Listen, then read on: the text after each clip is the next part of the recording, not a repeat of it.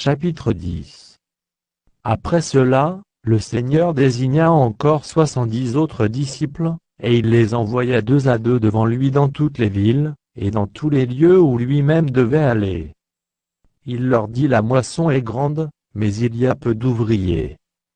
Priez donc le maître de la moisson d'envoyer des ouvriers dans sa moisson.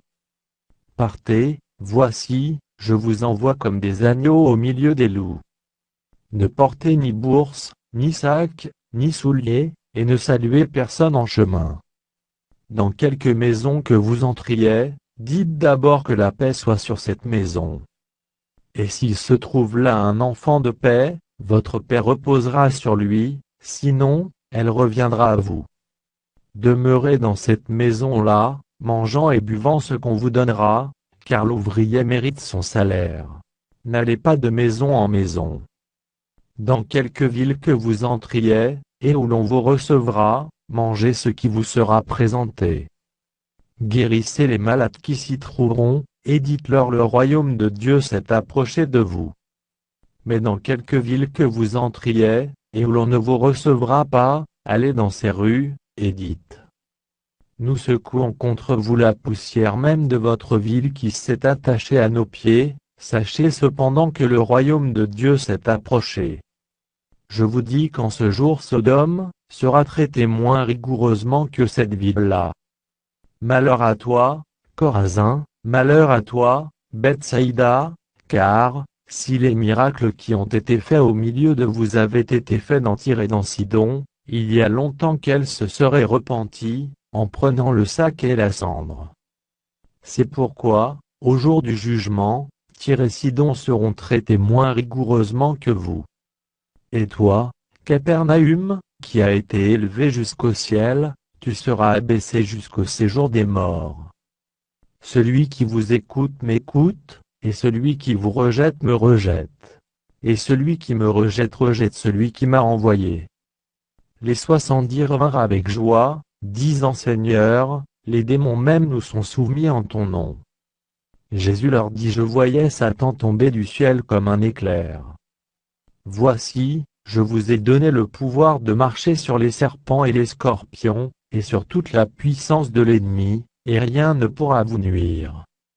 Cependant, ne vous réjouissez pas de ce que les esprits vous sont soumis, mais réjouissez-vous de ce que vos noms sont écrits dans les cieux. En ce moment même, Jésus tressaillit de joie par le Saint-Esprit, et il dit: Je te loue, Père, Seigneur du ciel et de la terre, de ce que tu as caché ces choses aux sages et aux intelligents, et de ce que tu les as révélées aux enfants. Oui, Père, je te loue de ce que tu l'as voulu ainsi. Toutes choses m'ont été données par mon Père, et personne ne connaît qui est le Fils, si ce n'est le Père, ni qui est le Père, si ce n'est le Fils et celui à qui le Fils veut le révéler. Et, se tournant vers les disciples, il leur dit en particulier: Heureux, les yeux qui voient ce que vous voyez. Car je vous dis que beaucoup de prophètes et de rois ont désiré voir ce que vous voyez, et ne l'ont pas vu, entendre ce que vous entendez, et ne l'ont pas entendu.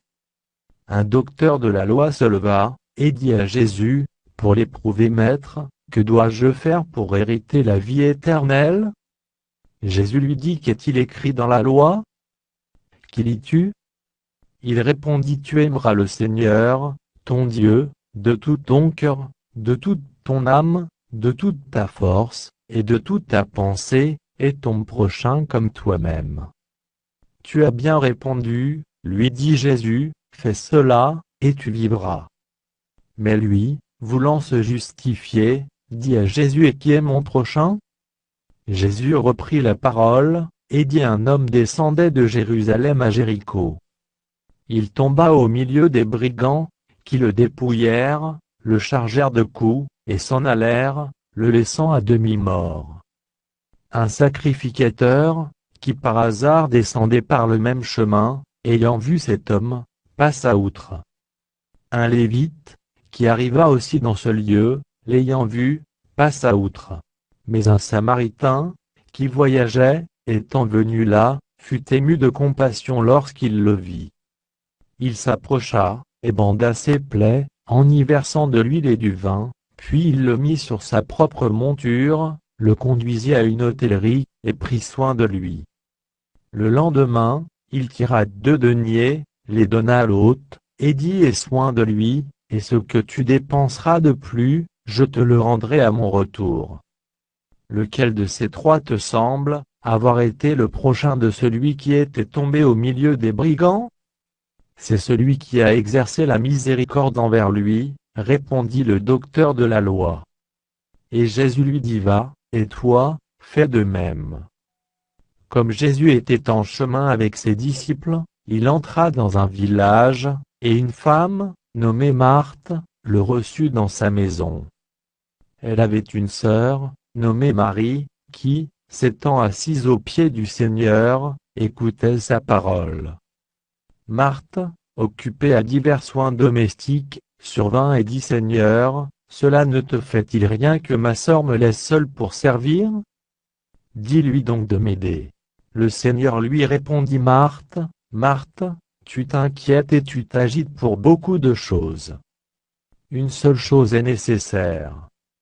Marie a choisi la bonne part, qui ne lui sera point ôtée.